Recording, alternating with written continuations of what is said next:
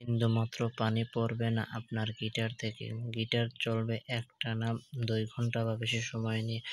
Everyone, আশা করি ভালো আছেন। আজকে আমি আপনাদের মাঝে আরো একটি ভিডিও নিয়ে আসলাম। ইসিটা 10 mg, এটি সিটোপাম INN 10 mg প্রস্তুতকারক company health care pharmaceutical limited.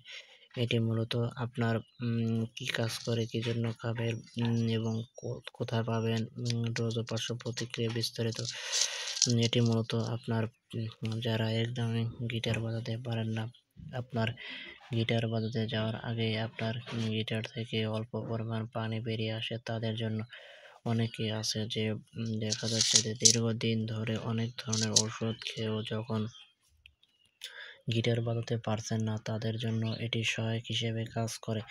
এটি খাবার ফলে আপনার গিটার থেকে সহজে পানি বের হবে না, আপনিও কাজ করতে পারবেন ঘন্টার পর ঘন্টা। অনেকে আছে দেখা যায় অনেক ধরনের ঔষধ খেয়েও যখন গিটার বাজাতে যাওয়ার সময় আপনার গিটার থেকে পানি বেরিয়ে যায়, তাদের জন্য এটি কাজ করে।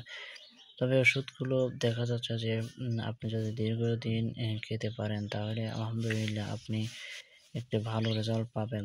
বর্তমানে দেখা যায় যে অনেকেই চায় গিটার বাজাতে, কিন্তু গিটার বাজাতে যাওয়ার আগে আপনার গিটার থেকে আলতো করে পানি বেরিয়ে যায়, তাদের জন্য এই ঔষধটি সহায়ক হিসেবে কাজ করে।